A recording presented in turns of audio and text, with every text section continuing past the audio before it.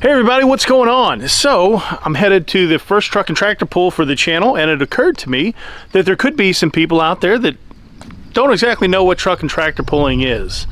It kind of sounds crazy, it kind of sounds fun, and it's a bit of both.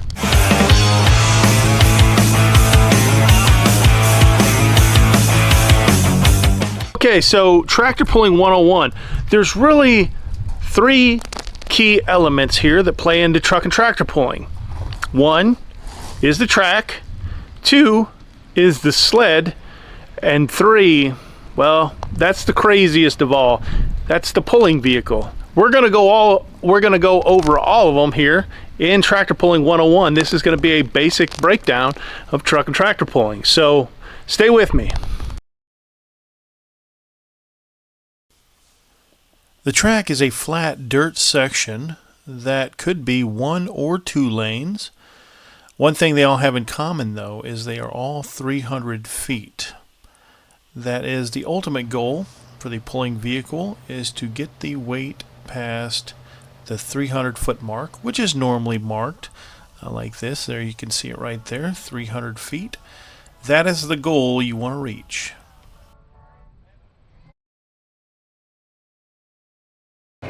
The sled, the arch nemesis of every puller out there. So as you can see, there's a weight box, a track for it, and a kind of like a drag plate. So let's start at the front.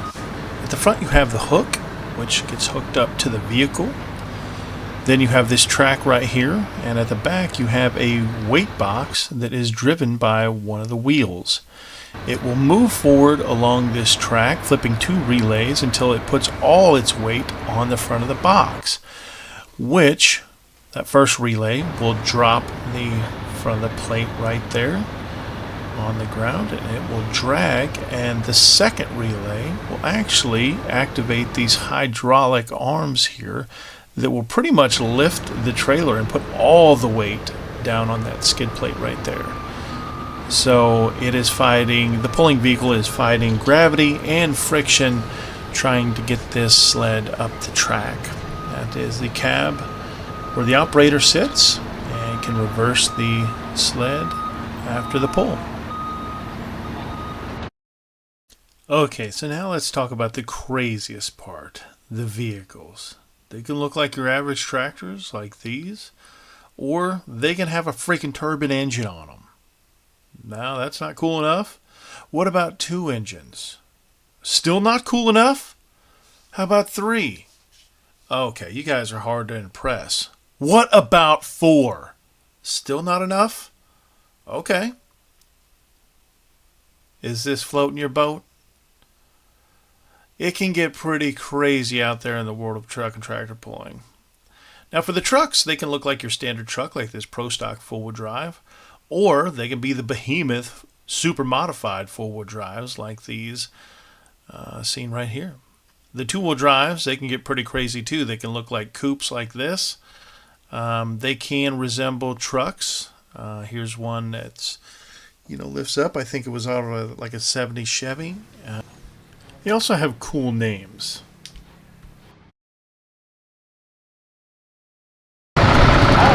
As you can see here, you got the vehicles going on the scales there. Now, they've got to be a certain weight. They got to make a certain weight for their class. That way everybody has an equal shot and they are pulling the weight class that they're supposed to be in. Let's rewind here. You see him putting that device underneath the back of the tractor there? That is actually a device that measures the height of the hook on the tractor. So depending on the height, it can actually give you an unfair advantage on your lift with pulling the sled.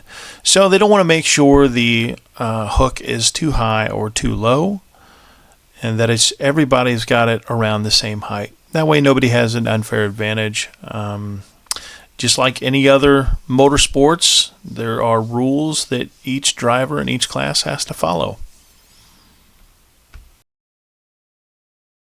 As you can see right there, those little boxes on the ground up there, those are the weight boxes that go into the weight box of the sled. But you can see they got one sled in the lane right there. And depending on which class is pulling, that will determine the amount of weight that goes into the sled.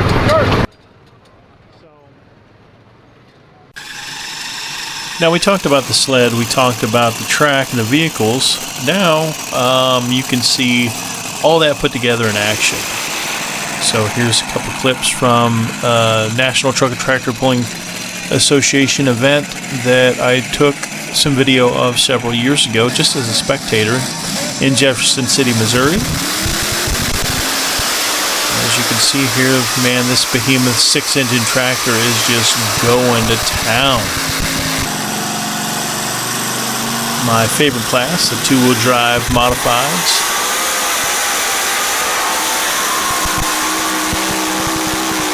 And that's how it's done. 300 foot is the goal. So as you can see here, you got a driver watching this pull go on. And he was trying to get a good look at the track as what they're doing.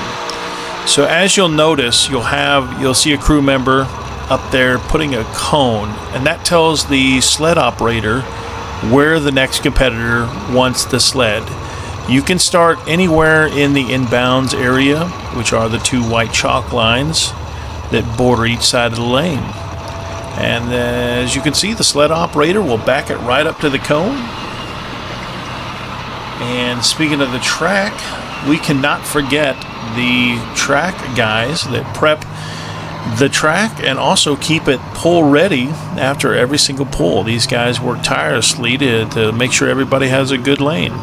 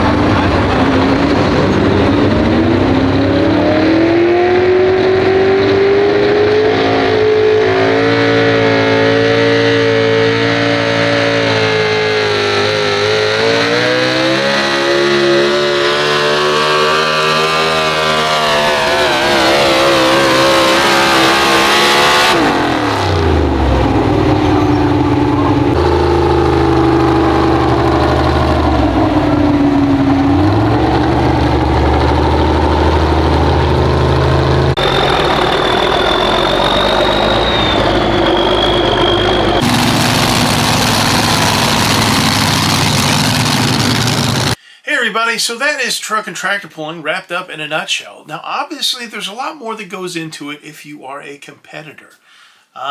Just like anything else, they look for things on the track with their vehicles, stuff like that, the setup.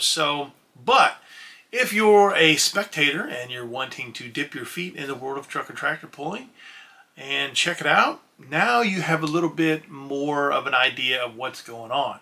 You've got all these crazy different vehicles hooking up to a sled that's got weights in it, and the goal is to pull 300 feet. Now you can pull past that. You can go 310, 305, 315, but it ultimately comes down to who pulls the furthest.